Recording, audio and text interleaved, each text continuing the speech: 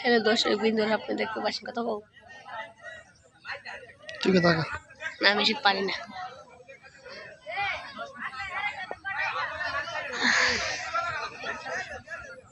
নষ্ট করি না এটা, ঘুরি নষ্ট করা হবে।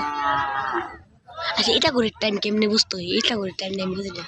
যেমন বাজার করে আসছে 4:35। কেমনে বুঝছো? আমি তো ওই টাইম বুঝি না। তুই মানে 4টা বুঝছ নি?